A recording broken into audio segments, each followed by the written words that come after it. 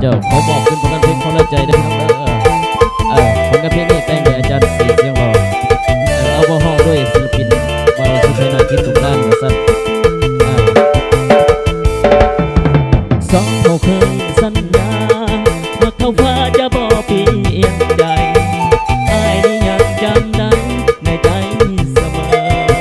อยู่ที่เทียงนานอนเป็นค่อยๆว่าอย่าเลิกอ้ายยังจำเสมอวันนั้นบ่ลืมพอมาถึงตอนนี้ส่วนตัวน้องนั้นไปมีใหม่อ้ายรู้สึกเจ็บใจกับน้องหลายเด้คือว่าน้องนั้นตีตายจนบ่ให้หน้ามนต์บอกลากันดีบ่ควรทำร้ายใจกันแบบนี้มันทรมานอยากถามน้องเอายังเหตุหัวใจคือทำร้ายกันได้ลงคอหรือว่าน้องนั้นยังบ่พอไปมีใหม่อ้ายอยากบอกกับน้องด้วยความจริงอ้ายบ่มาคุยร้ายใจอ้ายยังเจ็บยังซ้ำข้างในคนหลายใจอ้ายนี่บ่เอา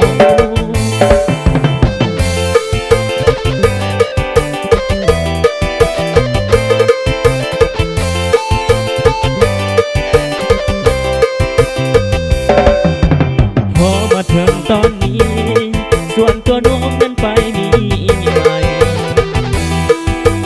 อ้ายรู้สึกเจ็บใจกับน้องหลายเด้คือว่าน้องนั้นตีอ้ายจนบ่ให้หน้ามนต์บอกลากันดีบ่ควรทำร้ายใจกันแบบนี้มันทรมานอยากถามน้องเอายังเหตุหัวใจคือทำร้ายกันได้ลงคอหรือว่าน้องนั้นยังบ่พอไปมีใหม่อ้ายอยากบอกกับน้องด้วยความจริงอ้ายบ่ว่าคุยร้ายใจอ้ายยอมเจ็บยอมซ้ำข้างในคนหลายใจอ้ายนี่บ่เอากระจนก็มีศักดิ์ศรีให้คนอื่นเสินไปก้าวเรายังระหว่างความรักสองเฮาจบเพียงเท่านี้อ้ายขอลาก่อนเด้อทุนหัว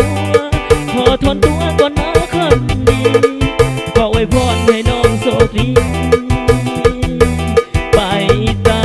มสบายขออวยพรให้เจ้าโชคดีเถิดนะคนหลายใจ